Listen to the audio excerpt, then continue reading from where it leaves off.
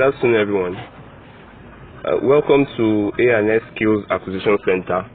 This is a skills acquisition center where we train on different entrepreneurial skills which you can use to earn tangible amount of money in this Nigerian economy.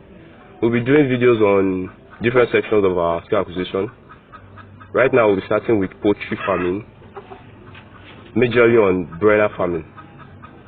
So here we have the CEO and Managing Director of A&S Skill Acquisition Center, and she's also a long-time poultry farmer. She has been into the business for a very long time. So she'll be telling us how she started, what it entails to be a poultry farmer, what it entails to take care of broilers, basically.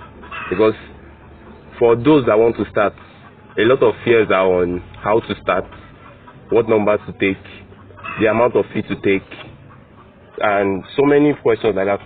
Answering your questions in the comment section. If you have any bothering question on poultry farming, especially broiler farming, just ask it in the comment section below and we'll respond to you. Alright, Mrs. Olajube, the CEO. So can you please tell us how exactly did you start your business? Today we know meat is expensive. Even if poultry feed is expensive, if you do it successfully and they survived, you will gain your money out of it and with a lot of gains. So what scared people away is how to start, and this is how to start. You can buy a baby of day old, of which you know that you start your vaccination anything from 7 days, and give them all the needed vaccination, including food and water. They must not lack. And if you are buying, you can also buy 2 weeks, and if you are buying 2 weeks, you must make sure it comes from a reliable source. Wherever they stopped, you continue from there. So order a month, their important vaccination must have been given.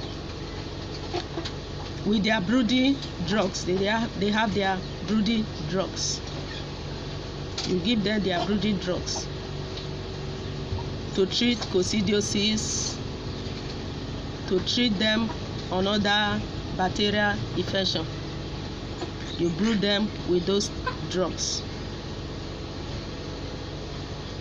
So as you move on, in a month plus, they will be very big. That wherever you brooded them for babies would now be too hot for them or too small for them. You have to move to where they can be getting enough air. And this is where you now have to move to the bigger house where can contain them and they will have space and be able to eat. Make sure there is always water and food and light. Feed them well, they will grow. But if you don't feed them well, they grow with only feathers. They will not have much meat. Okay. So can we go around and take a look at your farm? Let's see how the organization is. Okay. Because me myself, I'm really intrigued. I've never seen broiler chickens this big. These are some of my broilers. These are 3-month broilers now, ready for sale. Ready for sale. These are their water, their drinkers, with their feed. You can see them. Even see me carrying some of them.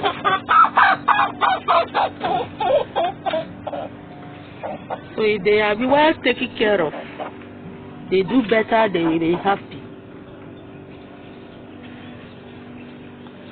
Alright, so we'll be talking more on the feeding rations, how to take care of the waste, what kind of drugs to be given, and so many more intriguing and really interesting questions in our next episode. Stay tuned for next. Please subscribe, share our videos. Thank you.